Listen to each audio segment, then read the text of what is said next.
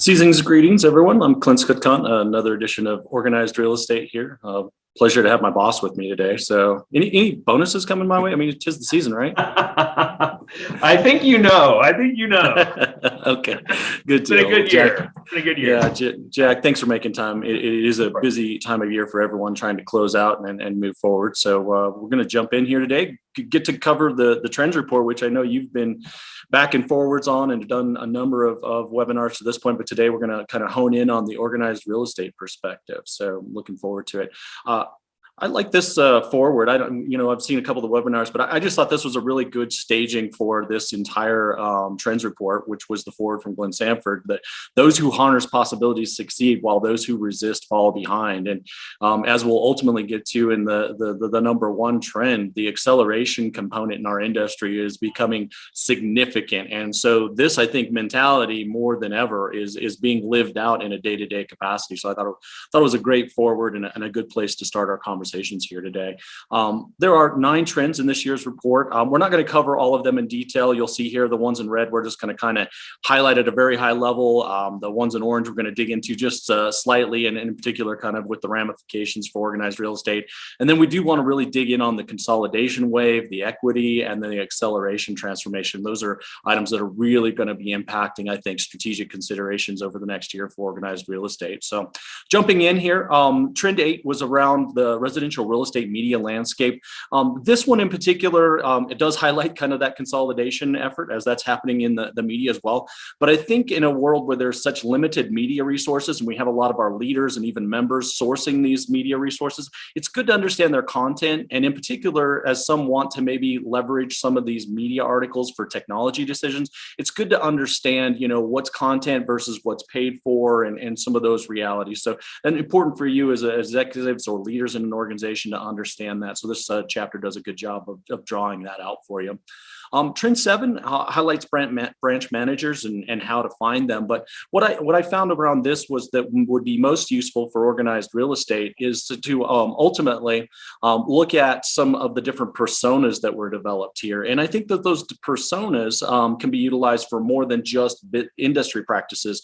They can actually help highlight some of the differences in terms of your broker managers and knowing that they're such an important part of how you communicate back out through to your end users and the agents or subscribers. I think it's really good to kind of know what motivates these folks. And if you're not surveying and doing surveys that break out kind of at a differential level between your general agent population, your broker managers, your broker owners, I'd really encourage you to do so, because we found in our work that those are very different responses, very different needs. And so trying to maintain high levels of satisfaction with these folks means understanding them. And this chapter can help you further identify that a little bit.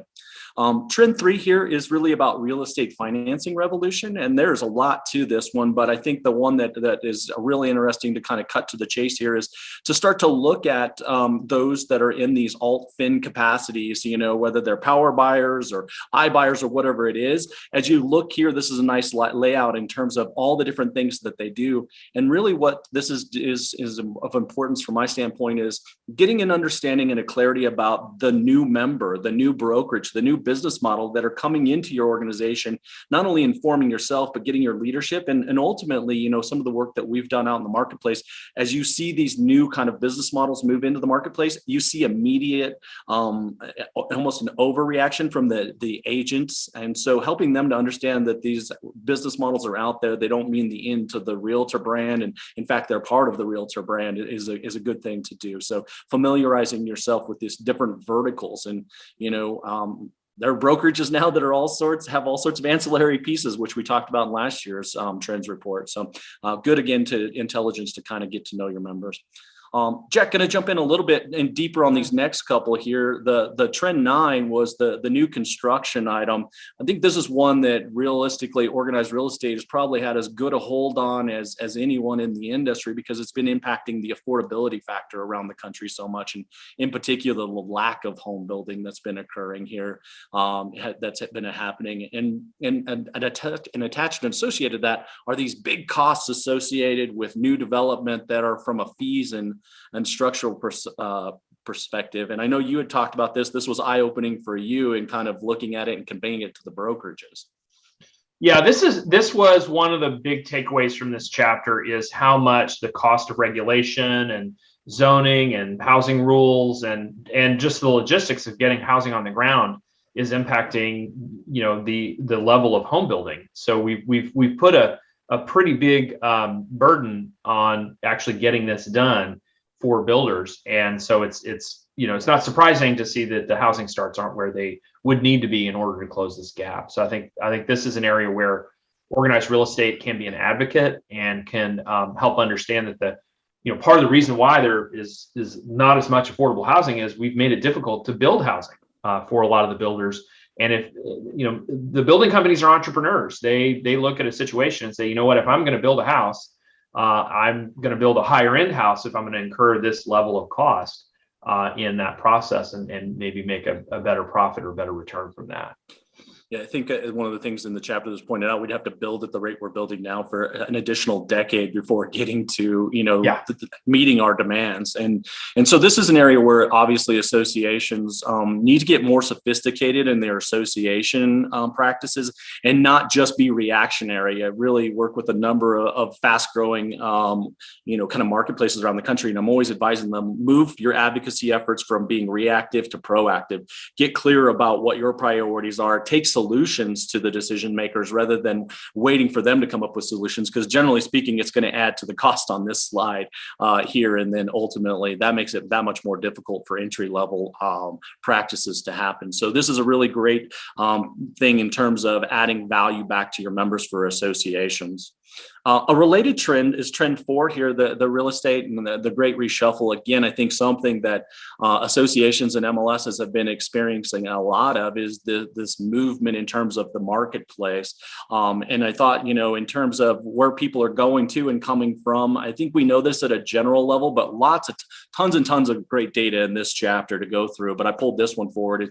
It really exemplifies the fact that we have a lot of folks, and this was occurring, by the way, I like this trend line. This was occurring before the COVID activities. It just may have been like so many other things accelerated.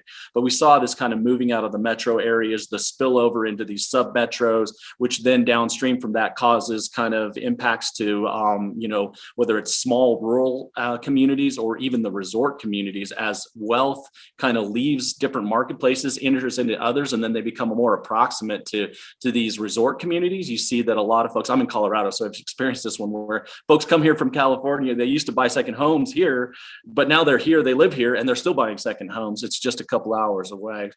Jack, any of your thoughts kind of on this great reshuffling, and in particular kind of thinking through the lens of the organized real estate and how they need to kind of process this? Yeah, I think the pieces here that organized real estate can play a role in is in helping educate the realtor population about this migration that's been accelerated because of the pandemic. People were already looking to move out of denser urban areas, and we're exploring, secondary markets and other markets for reasons of housing affordability and flexibility and lifestyle. So that was a trend that was already in place, and the pandemic really accelerated it because of the lifestyle factors of wanting to be away from the cities, and also the ability to do remote work, and those are huge. So I think that there's an opportunity for organized real estate to help frame that as to, this is where there is housing demand, this is where people are looking, and to encourage realtors who maybe have worked within certain traditional areas to broaden their scope and focus because of that trend. Additionally, I think it creates some real opportunities for people in areas that maybe are becoming hotspots now, and that's in this chapter we showed of the top 20 markets. There were only, that's the slide right there. Other than, obviously San Diego is a large metropolitan area, but a lot of these are considered secondary markets. They are not major metro areas. And so this is where there's big opportunity in these secondary markets to really grow a great real estate business because of that migration trend. Yeah, and that migration trend is the client leaving kind of a known marketplace, not going far flung, but, maybe moving a little bit further. Again, that's outlined in the chapter as to kind of the distance that folks are choosing to move and who, in terms of affluence, is moving. The more affluent are the ones who are more likely to have moved and continue to move about. So the interesting thing there for me, Jack, is that need and the opportunity for associations to make sure that they're building up trusted referral networks or just having relationships with other associations where you can introduce members to others. Because what happens is the realtor members have such a trusted and established relationship with clients. And if they don't have a trusted relationship with another realtor that they can refer to, they're traveling farther and they're going with their clients. And so that's leading to a number of different things. One, concerns over, well, do these folks have market intelligence? Are they serving their clients' best interest? Right. But from an organized real estate standpoint, what we're seeing is increased competition amongst marketplaces, especially around MLSs, where, these MLSs initially kind of developed on markets that were driven by association chapter territories. And this movement has no concerns about the association chapter territories, and therefore neither do the MLS services. So we're seeing, because of this trend, a really big push towards more and more competition, just simply because of the market overlap that's increasing.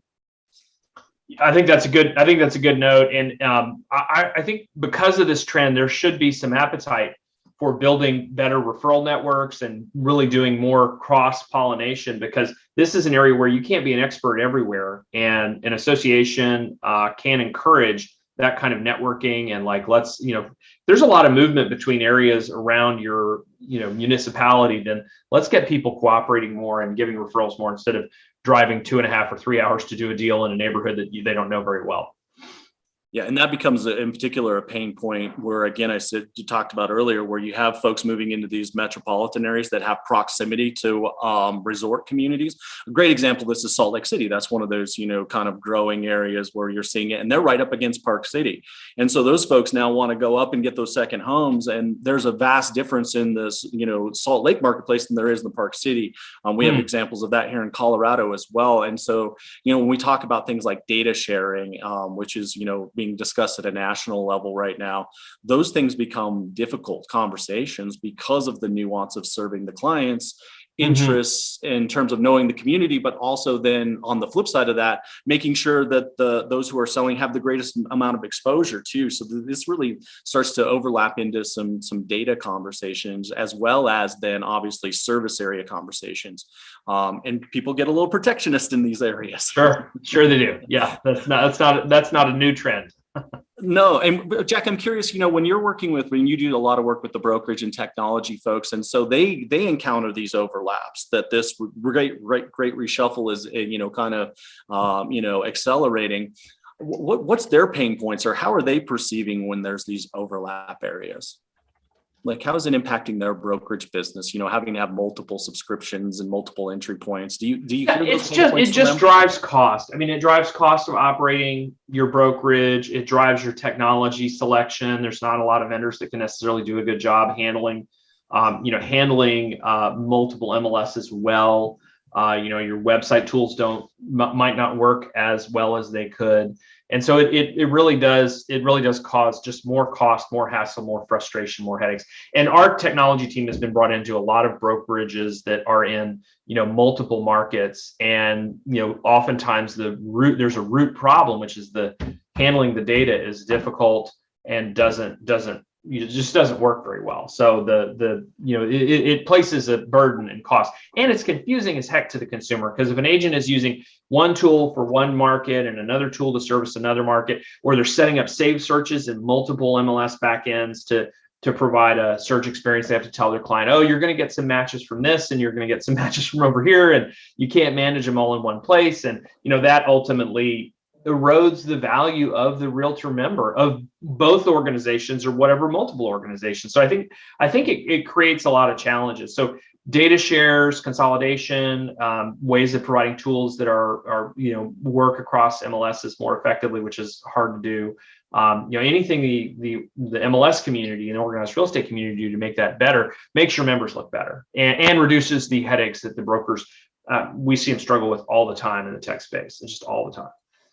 Yeah, spending a little time on this reshuffling, because I think it is driving market change, and the natural real estate marketplaces are expanding and even not jumping over, right? Like, so it's not just about the marketplaces that are necessarily next door, but we're seeing, movement across the country now with the, and it's highlighted in this chapter about, you can choose to work somewhere completely different than where you live. And so here on this chart, you see a Boise and an Austin. And Jack, I know you know the Austin market very, very well, being in this marketplace or living there, and I guess in that marketplace. But it's creating opportunities for collaboration too. It's not just increasing direct competition, but it's also increasing opportunities for collaboration. Knowing those migration patterns where people are coming from also create opportunities for collaboration. I know from some of the work I've done up in Boise, they've targeted and reached out to folks in California where they know they're having a huge migration from, started to develop relationships, and are even looking at data opportunities for learn where they're coming from, what price point they're selling at, to what they're buying into. So there's opportunities for collaboration around this reshuffling as well. Yeah, for sure. And I think that's a positive, hopefully a positive outcome we can see is more of that. And I would imagine, like with the brokerages, that supports larger scale regional and hyper regional brokerage models too, because they're expanding in these marketplaces.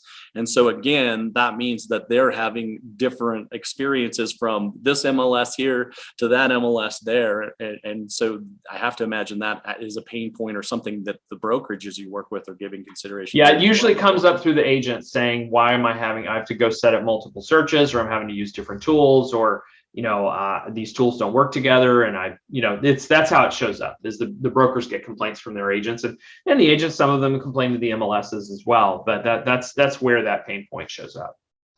Yeah. And I know you'd had in a webinar that you did recently, some of these takeaways, in terms of, the mobility patterns and the reasons the change is happening. So I think there's a lot of this exploration of seeing why it's happening that's going to tell us where we need to go. And again, as organized real estate decision makers, you've got to understand these trends. Anything to add on this one, Jack? No, I think we did a pretty good job going over it. This chapter was done by Paul Bishop, who's our economist. Has some really great charts in it, and some additional. There's some meat on that bone, as they say. So yeah, we literally could have just done charts from that chapter throughout the entirety of this hour that we're spending together. Well, here's a fun one. Trend 5, CoStar. Maybe I'll turn this one over to you to kind of set the kind of work that was done around this, and then we can talk about what it means for organized real estate. I think many are already contemplating what it means, but curious as to kind of the work that went into this, the research that was done to understand this emerging behemoth. Yeah, we spent a lot of time talking to people in the commercial industry about CoStar, as well as understanding and going through and discussing this with CoStar executives themselves about what their company is doing, the kinds of things that they're offering, more information about their company. It's a very large organization, primarily rooted in commercial real estate, and they've just dominated in the commercial real estate space. They are not shy of acquisitions and acquisition strategy, as they've entered residential real estate with some very notable acquisitions between HomeSnap, Homes.com, Houses.com, the URL. So some very significant acquiring activity in order to enter into residential. And I think it spooks some people too, because you have a player like this come in and buy an industry tool like a HomeSnap. That's already being used by hundreds and hundreds of MLSs, and a long-term known industry portal like Homes.com. And that's going to create some waves, which it has. And then if any of you were at NAR, they appear to have bought downtown San Diego while they were at it. So they definitely showed that they have the resources to come into the residential industry and do some notable things. It still feels like very early days for CoStar. Residential is not commercial industry. This is a different, our industry has a different set of ethics. We have a different set of rules because we're dealing with consumers. We have different concerns. And so it will, even though they've done some good acquisitions, and there's some good people that went over in those acquisitions, we think organizationally it will take them a while to really understand residential real estate, and be able to move and work with our industry. So it's we feel like it's early days, but they're such a big player, and they appear to be very committed given the amount of resources that they've put into what they've already done. And we believe they're here to stay. They're here to make waves at this point. So. I obviously have thoughts to share on kind of the impacts to organized real estate decision making due to CoStar's entry, but I am curious, there's been a lot of noise, and there always is in organized real estate. When there's things that make headlines, there's a lot of hallway conversations. But what's been the broker response to CoStar moving into the residential real estate space? How have they received it? Do they see it as a good thing that there's another larger player that might offset other entities? Or yeah, I mean, I think there's both the normal apprehensiveness about a large, well-moneyed, technology, marketing, media player entering our industry, as well as the usual, like, okay, well, maybe they can be positioned in a way, with Zillow to be, our maybe differently our ally than some perceive Zillow is. But I think for most brokers, it's very early days with CoStar. I think many of them are not familiar with the company at all, which is why we wrote the chapter. We put this chapter together to help educate the industry about who this company is, what they look like, where they make their money today, the kinds of assets and things that they own in commercial real estate, and what they've purchased in residential. We think most brokers, it's not impacted their lives, and it may not impact their lives for a while. It's something where it's going to take them a little while to get into the industry. They do appear to be pretty actively moving into some new services and expanding capabilities on the HomeSnap platform. So I think for brokers that are in HomeSnap markets, or if you have agents using HomeSnap, you've probably seen an uptick in the level of both marketing and activity and services and things that they're going to do through that platform, primarily to allow the agent to market themselves and their listings more. But other than that, I don't think there's necessarily a lot of knowledge or talk about CoStar yet in the broker community. I think as they continue to be here, I think we will hear more. We will. Yeah, I think that new entrant kind of understanding in the organized real estate space applies here too, of like really leveraging and trying to learn from the commercial activities. And there are some instances with commercial overlay boards, or even some across the country have commercial members that have obviously had a lot of these portal issues on the commercial side in terms of the cost to do business. Where there's kind of 1 to 2 players, and obviously CoStar being one of those that's really become market dominant there, and then the business practices and costs that get applied. And so there's definitely a nervousness that I hear on our side of the ledger in terms of looking at that previous commercial activity and how they were able to gather such a large market share, and then what it meant to do for those that were in the commercial space and their cost to do business, and how that might translate then into the residential real estate space. So I think there's that anxiety for sure, the initial anxiety. Yeah. Well, and CoStar's position in the commercial space is really unique in that they have just dominated that market, and so and they're able to extract out of the commercial industry because of the lack of a centralized MLS platform in most markets. There just isn't a collaborative environment. And so I think that's the big change for CoStar, is coming into an organized real estate where we do have a fairly rich, environment of collaboration and data sharing that is here versus, in the commercial world where it's really not that way at all. They don't have that same cooperation that we do in residential. So I think there's a big piece there. And from the initial blush, if you look at what they're doing now, they appear to be running their commercial industry playbook. If you look at the product offers and the My Listing, My Lead, and kind of the way that they're positioning it, it's very similar to what is done in the commercial space, and people are paying for premium placement. They're paying for, more exposure for their company, their listing, their brand.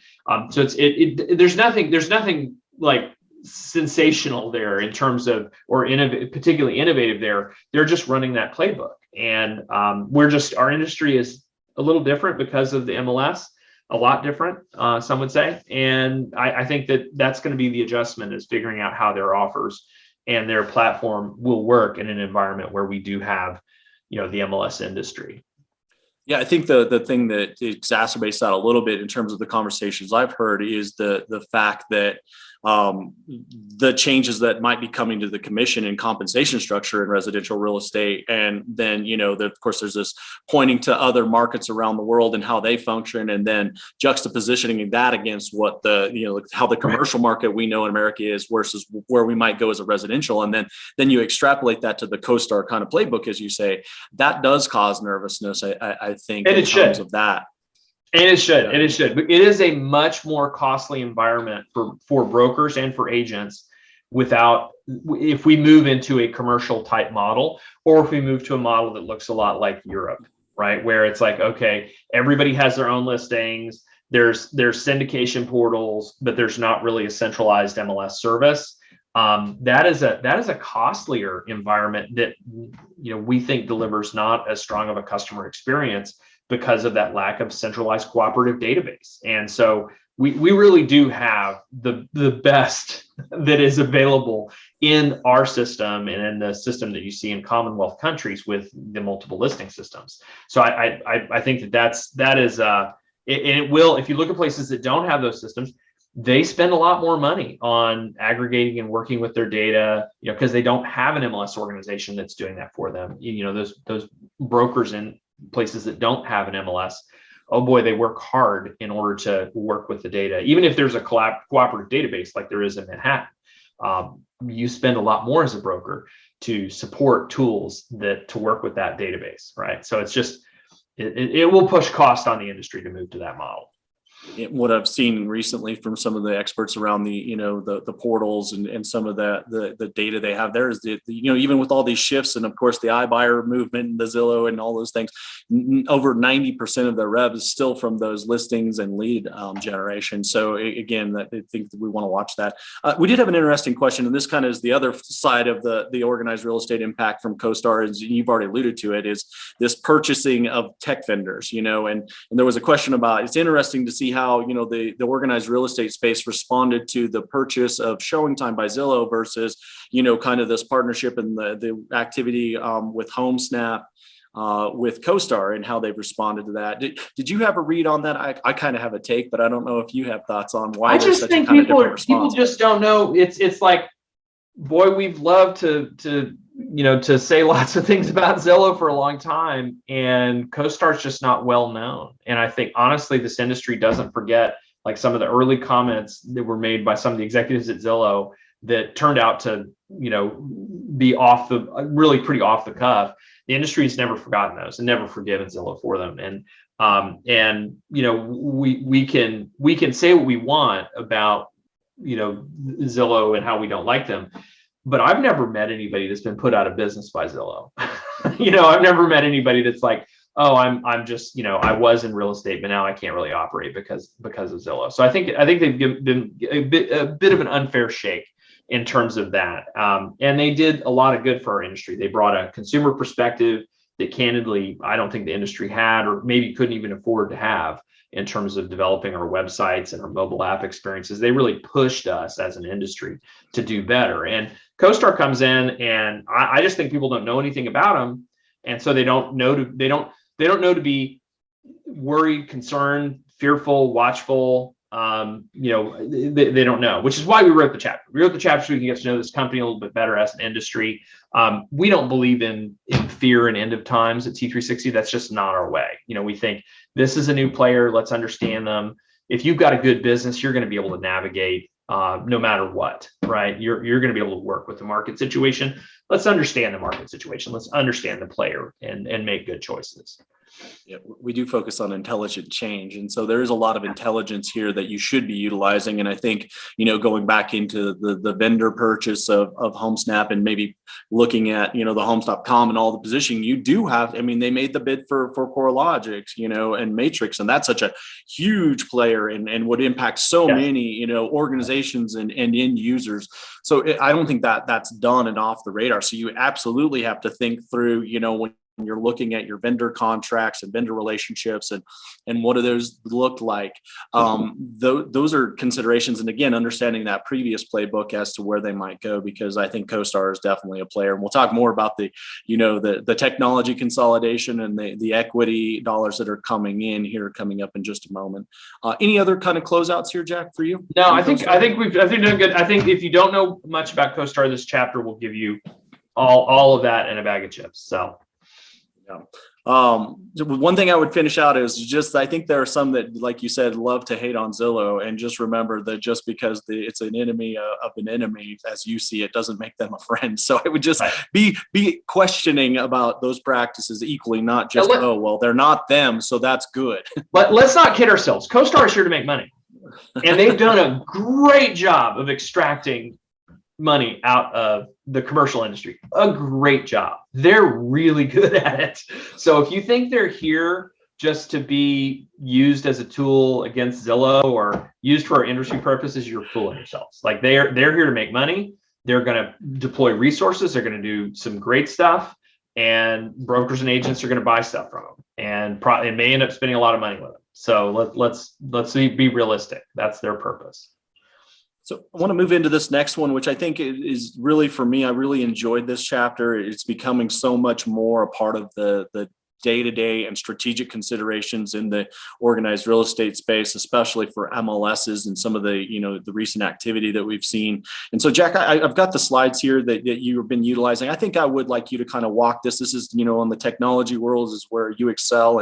And I know you did a lot of work on this. So if you would just walk this one, make an intro here, and then just cue me on. Yeah, sure. Happy to do that. So yeah, we're seeing very significant technology consolidations and the pace of consolidation happen. We're moving from an industry that we have literally 1,000 companies that supply technology in this industry. I think we go to T3 Tech Marketplace. We've cataloged them. I think there's 900 some odd companies over at t3techmarketplace.com, and tons of products and solutions. And so there's just a lot, and we're seeing consolidation happen due to where we are in the overall maturation cycle of our industry. We just did a lot of adoption of technology with the internet over the last 20 years. In the last 5 to 7 years, there's been a massive amount of capital that's come into our industry, and the industry is at a time where it's growing up. It's becoming more corporatized. We have more publicly traded companies today than we've ever had. We have more companies planning and talking about going public in our space. And along with that comes this consolidation. And you can look at lots of other industries and you see this happen. You see like, oh, well, that industry was in a process of consolidation. Well, guess what? The tools were consolidating as well, the software systems, the technologies. And where we may have had 20 systems that were kind of core tools, over the next 5 to 7 years, you're going to see the big players get bigger and gobble up the small ones. So yeah, this chapter really talks about, it helps when you look at consolidations to understand why they're happening. Because I think a lot of people, you'll hear about a consolidation or an acquisition, and you're like, why didn't you understanding why? And in the chapter, we go into that. There's really 3 reasons why these happen. And we outline those in the chapter for you to say this. The primary one is product development. A lot of companies are doing their acquiring in order to accelerate their product roadmap. So if you are a great CRM system, or you've got a broker back office system, and you want to move into another category of technology because you've got a loyal customer base, you want to sell more product to that loyal customer base, you could spend 3 or 4 years to build a new product, or you could just go buy one and then integrate it. And so a lot of the acquisition activity, the majority of it, is driven by that desire to do product development more rapidly. And you've seen that with some of the companies that are here, where they've gone out and they've acquired a company in order to accelerate. Like Inside Real Estate kind of kicked this off about 4 years ago. They bought a back office system called Broker Sumo. They needed a back office. They said, why would we build this? They just went and bought one of the ones that was out on the market. Lone Wolf did it also in the in their form space. They said, they were looking at building forms tools, and then they said, well, let's just buy forms and transaction management. They said, let's just buy Instanet. They already have that, and then they ended up buying ZipLogic. So So this is a common purpose in those. I would say too, Jack, this is one where we've seen organized real estate, these entities that are coming together to invest together collectively, MLS aligned, who purchased, a product and to move quickly into the showing space. It's that build versus buy kind of concept. Yeah. And we're seeing more and more of this as we're seeing the larger MLS entities either partner up or bring on more technology minded and capable staff. So this is becoming, what I thought about this chapter is there's a lot of lessons here for the associations and MLSs in particular who are starting themselves to move into this kind of thinking. Yeah, I think that's exactly right. When you're looking at, as a large MLS or any organized real estate, you go through the same, buy, build, partner equation. Like we all have to do that. And that drives a lot of that. The second one is market penetration. And this one is one that you'll see companies will do in order to expand their reach into a market where if you have, say you have a great CRM system and you've got 3 or 4% of the market, one of the things you can do is you can acquire another CRM system in order to consolidate that and buy an additional 3, 4, 5% of the market in order to grow your market within that segment. So that's a common strategy, that market penetration. Constellation is probably the company that does this the most. They own a lot of tools. Like they will buy, when they moved into predictive analytics, they bought both offers, and then they bought another company that SmartZip. That both do very similar things in terms of using predictive analytics to find sellers. And they've done that in a number of other spaces as well. They own multiple companies that do similar things. Usually what happens in those scenarios is there's a product winner within the company and they migrate the users from one platform to the one that they've decided to invest in long term. But sometimes they don't. Sometimes if they're both distinct enough products, they'll let them both live and run. So that's another purpose. And then the third purpose, Jack, before you move on from that one, I want to point out here, I think looking at who's on this list here, you start to see that you have, I mentioned earlier, understanding these new business model, new entrants that are coming into your marketplace that, might have a preconceived idea of who they are and how they operate, but then they come into your marketplace and now they're your members, they're your realtor members. And so this is one of those areas where I think understanding it helps you to also start to see and understand that there are going to be players coming into your marketplace through this type of activity rather than the old, well, we'll get a broker there and we'll kind of establish, and we'll build our reputation. Like they're just all of a sudden in your market and you have a new business model. And not only are your leaders having to respond to that, your members will respond to that. And a lot of times it's a response based on headlines rather than actual business practices. Yeah, I think that's accurate. I think that's accurate. It does. The acquisitions can be quite jarring in that regard, where it's like, oh, okay, now I'm in business. Now I'm in business with so and so, and I didn't know I was going to be in business with so and so 2 days ago. So, and they're bringing different business models and different broker models, and so your relationship with the broker is different in some of these models. So it's challenging. And again, sure. We shouldn't just in organized real estate say different so bad. It means different. What do we need to do to adjust that? Because they still are going to be members of ours, and in particular, those broker relationships are going to be still important. But if they're not maybe a boots on the ground or they haven't been in the marketplace as long, how do we build those relationships? So those are, again, thought processes as to how this impacts your decision making as an organization, association in particular, but also an MLS. Yeah, I think that's right. Great. And then a lot of companies are also doing this for market expansion. Well, not a lot. A few companies doing this for market expansion. CoStar is the best example. CoStar was fully in the commercial industry. They were not in residential at all. And they said, we want to move into a whole new market segment that we do not currently serve. And so they're doing that. There are some companies that will use this strategy. Maybe they've been doing a lot of business in mortgage industry, and then they'll say, we want to move over into brokerage industry. We have great data products. We have things that we can offer into the brokerage industry that maybe we've been doing in mortgage. And that's where they'll do an acquisition to establish a footprint there, but not as frequent as a strategy. Number one is product development. Number two is the market penetration. And number three is market expansion, if you look at terms of who's doing what. In the chapter, we do have a full table with all of the notable acquisitions over the last, I think about 3 years, classified by the type of acquisition that we assessed that they were, whether that was a product development, market expansion, market penetration, where we saw that going. So. Can you talk a little bit, Jack? Because again, I know you as well as our technology team, Travis and Jonathan, do a lot of advisory work around this. You look at this list of folks that are on here, and there's advice being given in terms of the technology provider's perspective. Then those ultimately start to flow over into and shift kind of the relationship you have there as an association or MLS. All of a sudden, your longstanding relationships that you might have had with this rep, they're no longer there. How are you advising and Travis and others advising those technology companies when to utilize this as a strategy versus not? And does it come into consideration of how does that impact then the end user, not just the broker capacity, but associations and MLSs that you're vending to as well? Well, and the chapter has some really good advice at the end of the chapter about here's how to think about this as a company or as an organization. And I'll just say that, I think first we have to accept that acquisitions are going to happen in technology, that these are things that are going to occur, and they're going to occur more likely to smaller independent players that have not already been acquired or backed or not backed by private equity. So, when you're, as an executive, when you're talking to a company, being aware of their stage, where they are and whether they've already been acquired or not, may play a factor in you're doing business with them or the way that you contractually do business with them. So I think this is again, adding another dimension to your understanding of products.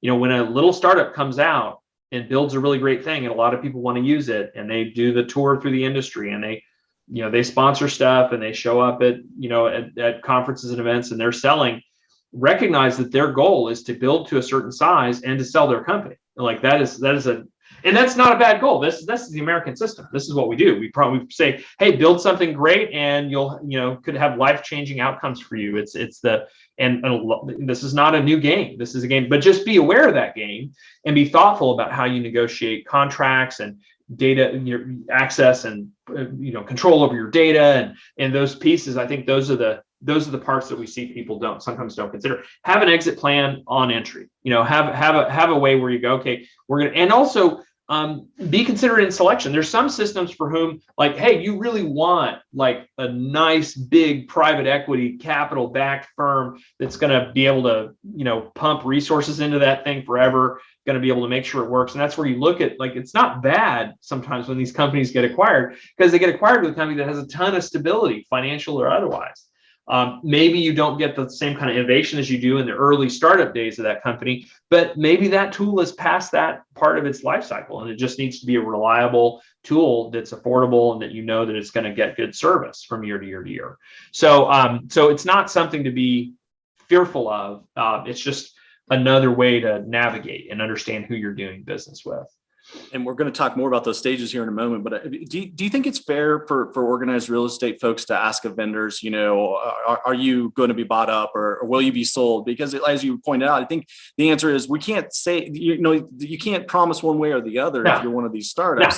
So in place of that, is there something that you think is more fair or would be more beneficial for organized real estate decision makers in approaching that subject? Yeah, I think the focus should be on, it depends a little bit on what you're talking about. If it's a straightforward relationship, then your focus is on contract terms and provisions to make sure that you're doing business in a commercial contract that makes sense for you and that you can get out. For larger organizations where maybe you want to invest in them, maybe you just want a seat at the table, maybe you want to have more control over the direction of where a certain product or product set goes. And we find that's probably the motivating factor for most MLSs in this, is that they want to have some control over their destiny in terms of where the product's going and what they would like to see happen with the product. I think it's very, very, very hard to tie the hands of an entrepreneur into saying, well, I'm not going to sell, give me a list of people you don't want me to sell my company to. And I, pinky swear, I'll sign it, I'll do whatever. All of that is treacherous territory to be in, because you're now disincentivizing the entrepreneur and you're putting a burden on them to where I don't know that's probably not a good move for them. Our industry has a history, by the way, of knuckling vendors under and getting them to do things that are long-term not good for them. And then 5 or 6 years coming back and saying, why aren't we getting innovation? Why aren't we getting better products out of that? It's like, well, you absolutely ground them to a pulp on pricing as a win, and you went back and wove the flag at your board meeting and said, we really ground them down. But guess what happens when companies don't make enough profit to commit resources to R&D? The products don't stay good. So just be conscious of the two sides of that sword, and that you're, and all open, keep your eyes open, do good contract negotiations, have an exit plan. There's a really good checklist at the end of this chapter for you guys to help you think through what you should do in these kinds of discussions. I think all of that was great advice, Jack. And it's the growing up and the more of a business minded approach to these service offerings that you now are, I think, being more driven by technology than in the past. So I think those are all great. And I would say, my other thing I would say is run a process. We've done a number of these. Actually run an RFP, RFI process. Some of you have done those with us, and I'll wave to those of you here who have done those. But run a process; it will really help you make a better decision. And we're doing more of that, Jack. Where it's not just get to the RFP; it's run that understanding and go through the process of understanding what's out there. Do a real assessment, and then align that with your long-term strategy. So that's something that we've been doing a lot more of. Is let's take that first step of understanding why we might make a decision. What are the options for us, and then we can move into that full RFP approach. So that's something that we're doing more of. And absolutely, the process piece so important. This next one is a big one, right? And I want to, before you jump into this one, Anne-Marie made a great comment. I just want to share about companies are making a profit of our data. We should write to question of future plans. Absolutely. And that's exactly when you look at contracts and what are you doing with our data? And that's one of the recommendations. What do you have the right to do with our data? How are you going to handle it? What if you're going to sell our data, do we get remunerated? So I just wanted to comment on that. It's a nice comment from one of our audience members here. So and that's applying the acumen from the other side and understanding what your needs are and your long-term viability too, and what is your value prop. And I think data valuation, the idea of how data gets utilized in an amalgamated way coming out of an MLS, that's an area where organized real estate hasn't done a good job of monetizing and turning that into a product to offset, revenue streams that have largely been dependent on headcount. So we could go on with that one. This one's another fun one that we can spend some time on here. I think, Jack, looking at our time, we're about 15 minutes. So probably 7 or 8 minutes on this one. I've got more slides if you want to run through this one as well. Yeah, so this chapter, because of the level of private equity activity that has been in our industry and continues to be in our industry, we decided to kind of really go through what private equity looks like, the different kinds of private equity, whether it's early stage venture capital, growth stage, the different levels of capital investment that are going into both startup companies, established companies, people that are raising funding rounds. We actually did, I think, a whole chapter just on the cycle of funding rounds last year and how venture capital works. This is similar to look at what is it that private equity investment is doing and what sorts of things are they looking for. This is a good example of how private equity fits into portfolios. As you've seen, it's portfolio allocation. In the large finance world, private equity has a place in that world, and there's substantial resources over in these private equity companies that are looking at how they can make investments, how they can do acquisitions, how they can become majority financial partners in these companies. This is a good example of funds that are raised through a private equity fundraising process. You'll see they'll spin off multiple funds and multiple funding rounds, and in each one of those they'll have hundreds of millions of dollars collected into a fund, and then they'll go out and make those investments into a number of companies, whether that's acquisitions, investments, or helping and assisting startups. This is probably the slide that we kind of put the most brain damage into, which is thinking about who do private equity companies really look to invest in. And so we broke this into quadrants to say, based on performance and the health of the company, What are the companies that are most of interest? So thriving companies are easy to see. These are companies that are already at performance. They've got great financial performance. They're healthy companies. They're growing. The companies that private equity is mostly interested in are companies that are maybe not performing as strongly financially yet. They haven't fully gotten into the market, but they're healthy. They're strong. It's a good business. It's just not at scale yet. Maybe it hasn't gotten to all of the parts of the market it can go, or it fits in as part of a strategic picture where it can really be highly performant. So they're really looking for companies that are in that reviving stage where if they get some backing, get some investment, they can use that to grow into a really big thriving business. So that's just understanding who they're looking at. And I think you've got a slide in here on return profiles as well. I think we've got that. Oh yeah, this one's this one's really good. So these are the questions that private equity companies are asking as they. And by the way, I think, Jack, the ones that as people are in the organized real estate space starting to do more of this, they themselves should be contemplating not just I want to do that because it makes a headline, but really why would we be doing this and how? I think this is really, really interesting as I hear more energy with recent, acquisitions that have been announced from conglomerates of or investment entities from MLS. Well, we want to do that too. And my first question is always, well, why? And so I love this chart because it's like, okay, let's go beyond because we want to have more ownership. What's the real rationale? Because there should be more than just that applied. Yeah, and I think this is a good chart just for understanding how people think about this decision, but it also applies. This is a lovely chart to use in lots of other business situations, where you say, okay, what's the potential opportunity, and understanding that and where is this part of the market going? Where's it going to end up? Is this company strong? Is it well positioned? Just understanding this is how business leaders think, and the people that run these private equity companies, how they think. So very, very good chart. This we also went through and documented all of the private equity players in our space. And these are ones that have made significant investments in our industry. They're notable. We've pulled them all into a chart in this chapter. So you can get familiar with some of their names and who they are and what they've gotten involved with. And you'll probably recognize some of the names in the investment column because those are industry tools.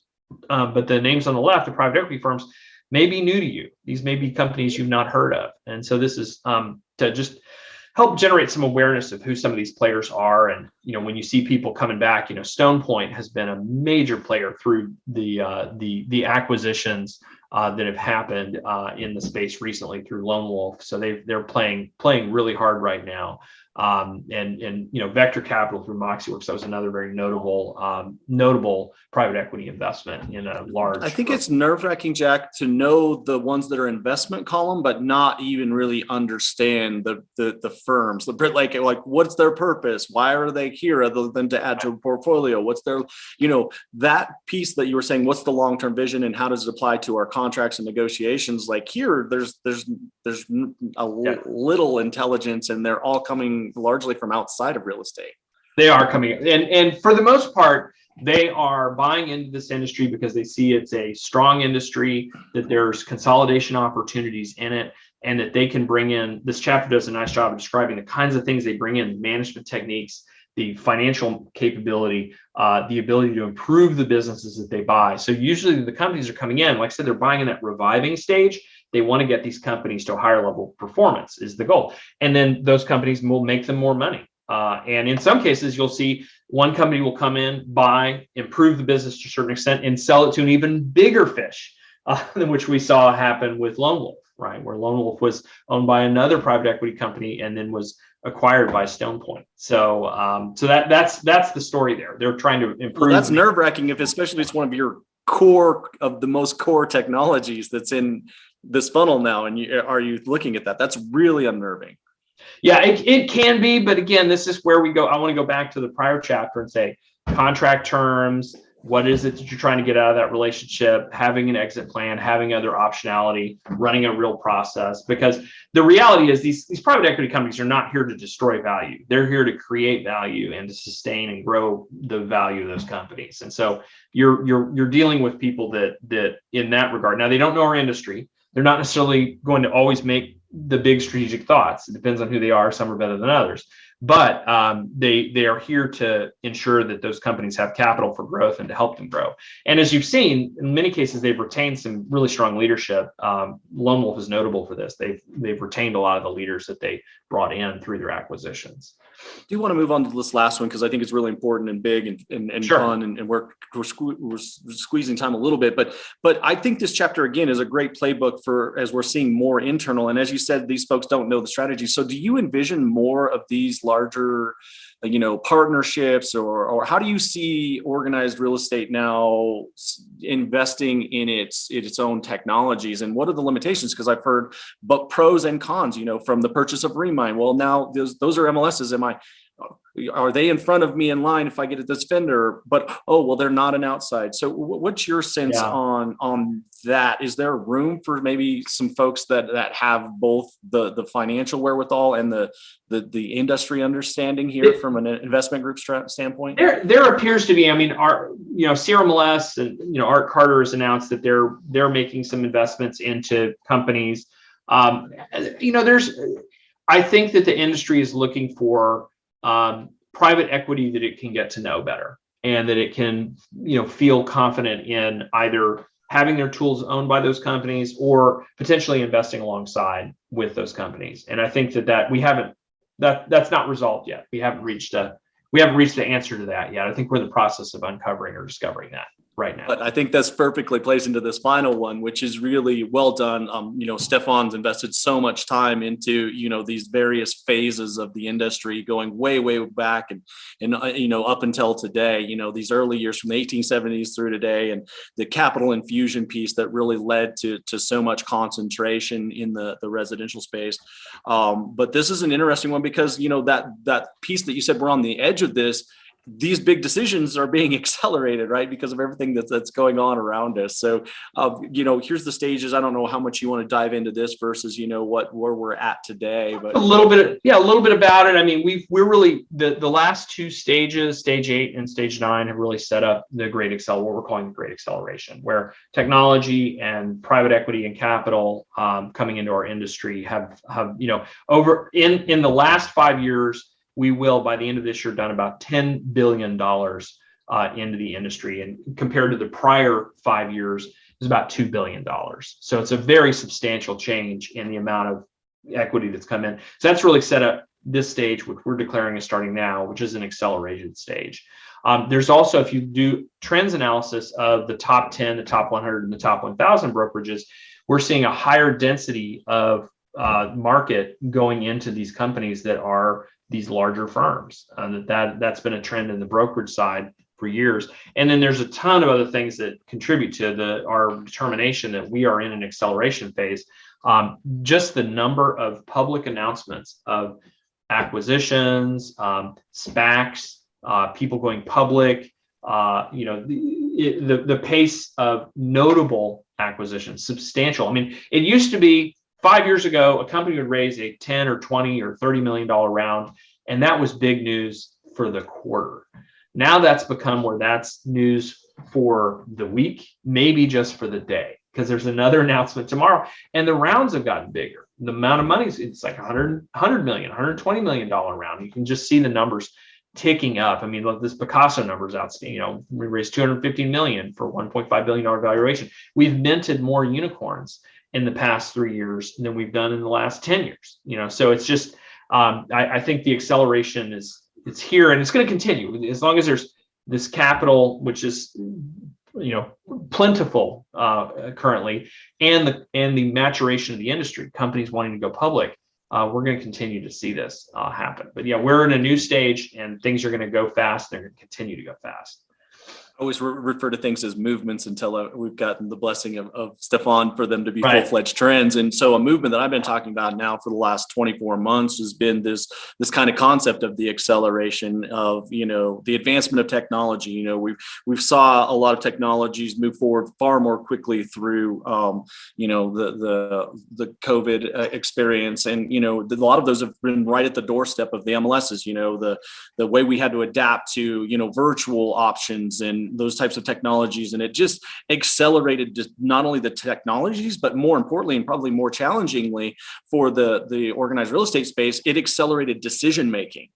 And I think this is kind of a key point. And I love how this chapter, it's a really cool chapter, but for me, actually, I loved how it closed out. And you pointed this out in an earlier webinar. And I've kind of, morphed this for the organized real estate, but you're not competing against local or regional entities anymore, but against sophisticated, well-financed, and aggressive companies. And I can tell you, the aggressive expansion of MLS entities is growing and growing leaps and bounds by the day. And so when that happens, it accelerates your need to have systems and processes that allow you to make quick decisions around technology, strategies, those types of things. Because here, the scale and the vision to serve the consumer and the multiple, fronts that they're opening up with the different products and subsidiaries that they have, all of this is intensifying decision making. And so if you don't have systems set up and processes that allow for your MLS or association, but in particular MLS organization, to do this, it's going to be tough times ahead in the next 10 years, because we're going to see those that are scaled and are ready to make decisions and move quickly able to do so, right? I think that's the kind of the point of the chapter, is that you've got to prepare for this because your margin of error is pretty slim. Yes. Yeah. I agree with that. And I think it is a new era. Things are just going to continue to move very quickly. And we don't see with where the real estate market is, and by the way, with all the other trends, with the continued price appreciation, with the limited inventory, with the people moving around, like there's demand for our industry services that's going to continue to underlie many of the other things that we're seeing here, with investment in consolidations, acquisitions, companies going public. So expect to see more of this. This isn't a one-time thing. This is how we live now. Yeah, and I love this closeout. We all need to think faster, move quicker, and make smarter decisions quicker. That's a step on if I've ever heard it. I love it. And that's so true. Well, Jack, thank you. Speaking of acceleration, our hour accelerated quickly. We moved through that. Thanks for making time today. If the folks are wanting to really dig into the trends and get all the charts and the graphs and all the things that we've talked about, we are offering, for those that sat through Jack and I's work here, $20 off just a single purchase. But I would stress, this is a great resource. And of course, we leverage this throughout all of our strategic work to get for your board of directors and your staff and all those, so that they can read through it and be preparing and thinking through those 2022 strategies now. So we do have, even higher savings opportunities when you start to purchase 11 or more copies of the report. You can either go to t3trends.com for that, or Chris, who's on the webinar here, he can take care of you if you just want to message him directly for your bulk purchasing options, and then integrate that into your strategic thinking. So Jack, any closing items from you? We're in a really incredible time to be in real estate. That we've not seen like this before, and enjoy it. Let's go do some good for our members. Let's get some good for the practitioners. They need leadership right now. They need your leadership right now. And so that's why we put the report together, is for you to have some ammunition, some material, some thought, some perspective. And so that's what it's for. That's why we do it. Agreed. Yeah, no, and intelligent change is better than just responsive actions. And I think that's ultimately what this fuels for me, is to go through it. It makes me think, it challenges me to think forward rather than backwards. And so hopefully that'll do the same for you. So Jack, thanks so much. You and everyone else have great holidays. I guess we're getting up close to that. So appreciate your time, and everybody enjoy. Again, t3trends.com/webinar, WBNR will get you the savings of 20 just on an individual, and then reach out to Chris, or go to t3trends.com for your bulk purchases. And so thanks so much, Jack. We'll catch up with you soon. Thanks, everybody. Have a great rest coming my way. Happy holidays. Take care. Bye.